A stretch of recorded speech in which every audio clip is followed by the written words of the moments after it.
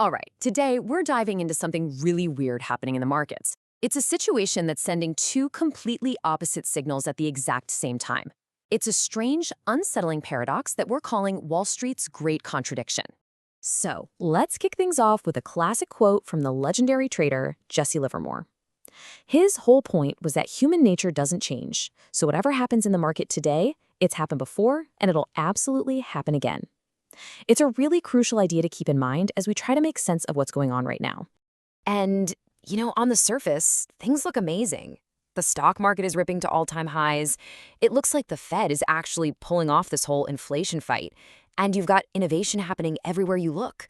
From the outside looking in, things are good. But what if that whole rosy picture is just a facade? What if the so-called growth that everyone's so excited about is actually being fueled by something way more fragile? Something that's been building up right under our noses. And that leads us to the first major crack in the foundation, a level of debt that is just unprecedented. It's holding the entire economy together like a roll of duct tape.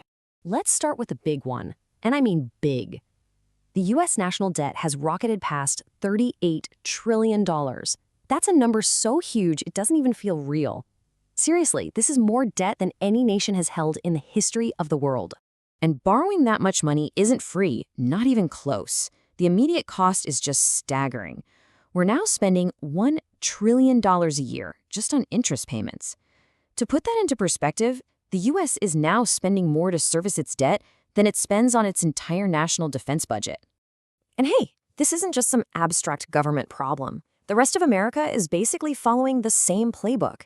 Total household debt, we're talking mortgages, car loans, credit cards, has hit a record $18.6 trillion. People are quietly drowning in it. But here's the thing, not all debt is created equal.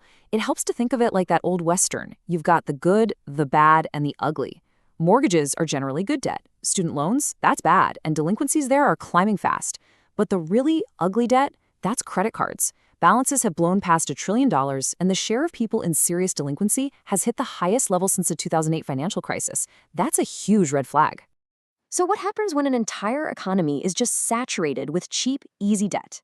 Well, people stop investing and they start gambling. The market basically transforms into one giant casino. And this slide just brilliantly illustrates the two extremes we see today. On one side, you've got your classic value investor, right? He's spending 400 hours analyzing a company. On the other side, you've got the YOLO trader. He's going all in on weekly options, hasn't seen the sun since 2021, and calls his huge trading losses battle scars. Any guesses which one's been winning lately? I mean, the speculation has just gone to absurd levels, especially in things like crypto. Get this, according to one data platform, more than half of all the cryptocurrencies they've tracked since 2021 haven't just lost value, they've gone completely to zero. It's pretty much the only asset class where you have a coin flip's chance of your money just disappearing overnight. So the really crucial point here is this. The market looks less like a place for sound, long-term investment and way more like a giant game of hot potato. Everyone is just passing these risky assets around, hoping the music doesn't stop while they're the one holding the bag. And the whole game is being bankrolled with borrowed money. If this whole situation feels kind of familiar, that's because it is. This isn't the first time that blind optimism has totally taken over Wall Street. History is giving us a very, very unsettling echo right now. And that brings us to this legendary quote from the investor Sir John Templeton. Believing that the old rules somehow don't apply anymore, that's the kind of thinking that empties brokerage accounts faster than anything else.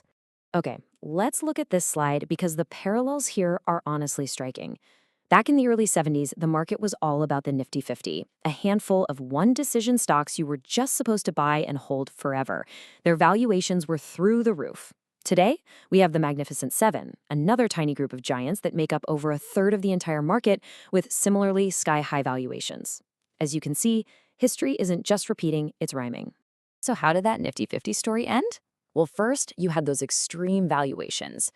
Then came a macroeconomic shock, in this case, soaring inflation and an oil crisis.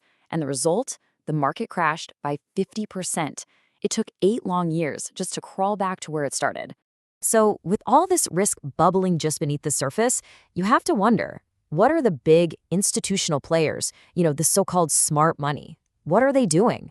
Well, while no one's watching, they're making some very quiet, very defensive moves. Just look at this chart. It's pretty wild. For the third year in a row, central banks all over the world have bought over 1,000 tons of gold. That's more than double their average from the entire previous decade. This isn't just a trend, it's a massive strategic shift. Now, they're not going to come out and say they're panicking. The official term is diversifying away from the dollar. But let's be real about what this is.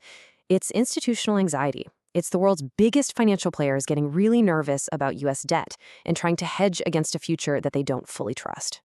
And this brings all these different pieces together into one central, very bizarre paradox. We have a market that seems to be completely at war with itself. So here it is. This is the great contradiction.